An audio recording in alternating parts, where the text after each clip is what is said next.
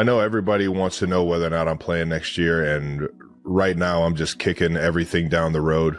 I'm kicking every can I can down the road, and I'm not making any crazy decisions, but right now the biggest thing is just being there for my teammates and being there for my coaches, understanding, that there's a lot that goes into this thing. I've been fortunate over the past 5-6 years. I've played more football than anybody.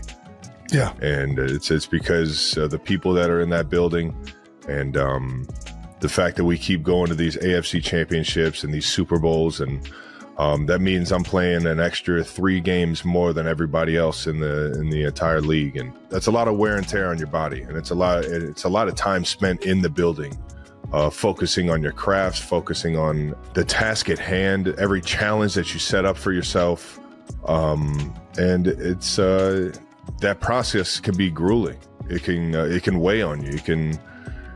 It can make you better, and it can drive you crazy at the same time. And right now, it's one of those things where it was kind of driving me crazy this year. And I think that it happens as you kind of tail off towards the back nine of your career, as a SVP would say, is, it's as you see yourself or not feel yourself have the success that you once used to have, man. It's a tough pill to swallow. And then on top of that, to not be there in the biggest moments, knowing your team's counting on you, man. Those are all extremely hard things to. It's just a tough reality, and I think I'm going to take some time to figure it out. And I think I owe it to my teammates that if I do come back, that it's going to be something that. It's a wholehearted decision, and I'm not half-assing it, and I'm fully here for them, and I think I could play.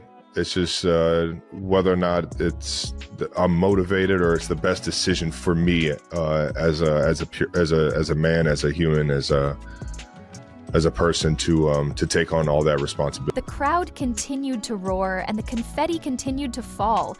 Travis Kelce, however, wasn't having a party. He was trying not to cry. His voice was shaky and his hands trembled as he approached the microphone. When he finally stated, "This isn't about football," the stadium went quiet. When he finally said those words, no one anticipated the revelation he was about to make. A truth that would shock millions of people who were watching. Not even his most resilient teammates were able to control their emotions. Even though there was a lot of joy in the air, Travis Kelce felt an unfamiliar weight descend on his chest. The field was electrified by his teammates' shouts, claps, and embraces, but he stayed motionless, his fingers gripping the microphone as though he were anchoring himself. His vision became blurry as the bright, chaotic confetti swirled around him. His heart raced, not from the rush of triumph, but from the gravity of what he was going to say. He cleared his throat, but initially nothing came out. There was only silence in his mind, despite the deafening stadium noise, the kind that made even the most significant occasions feel hollow, the kind that had been with him for weeks. As he exhaled slowly, his fingers curled slightly, tightening his grip on the microphone. From a few feet away, Patrick Mahomes gave him a quick glance while furrowing his brows. He muttered, "You good, bro?" The volume was just loud enough for Travis to hear. Kelce took a while to respond. His jaw tensed as he nodded once and swallowed forcefully. Was he? Though, in front of millions of people watching at home and thousands in the stadium, could he even express what was on his mind without losing it? The world and the crowd were both waiting. Finally, speaking in a voice more steady than he had anticipated, he raised the microphone closer. "This has nothing to do with football." The stadium fell silent as the words were spoken. As if sensing, the sea of reporters slightly lowered their cameras. Coworkers who had been engrossed in their own festivities turned to watch him because of something new and unexpected. As though time had slowed down and was waiting for him to go on, the energy changed. After taking a moment to collect himself, Kelce glanced back at the sea of eager faces and blinked up at the sky. "It's not just about winning tonight," he said. "It's about a promise," and his voice is almost hesitant. "I made a promise to someone who is no longer with me." Confusion, anticipation, and other factors were present in the crowd before they responded. Tens of thousands of people were waiting for his next words when an unfamiliar silence descended. His hands, which are usually so steady on the field, trembled a little as he took a crumpled piece of paper out of his pocket.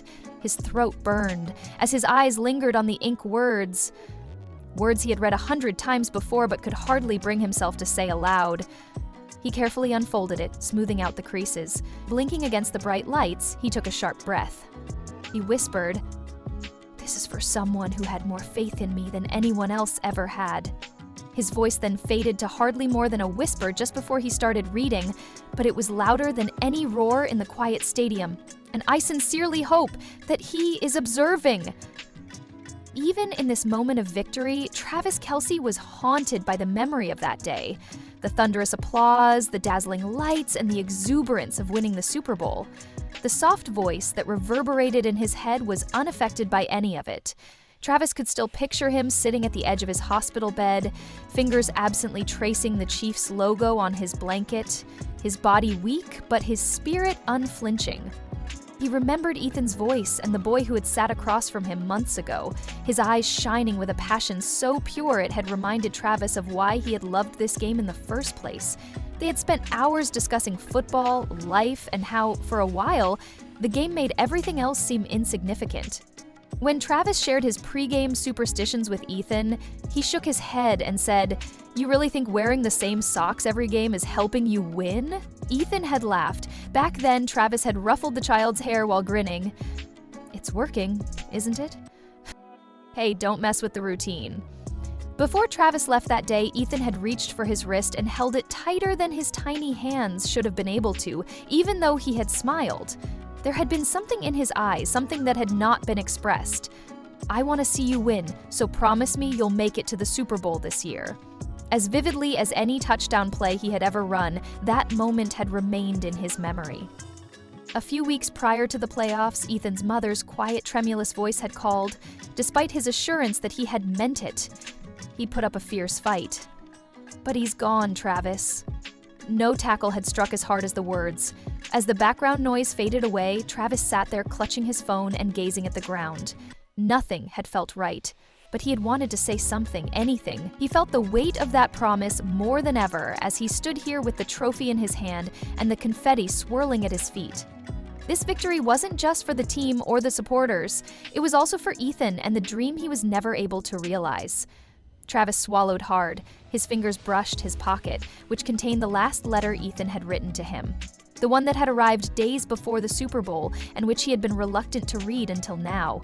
Crumpled, but securely stored. As Travis Kelce stood on the field, his chest rising and falling with deep, measured breaths, the stadium's roar seemed far away, almost muted.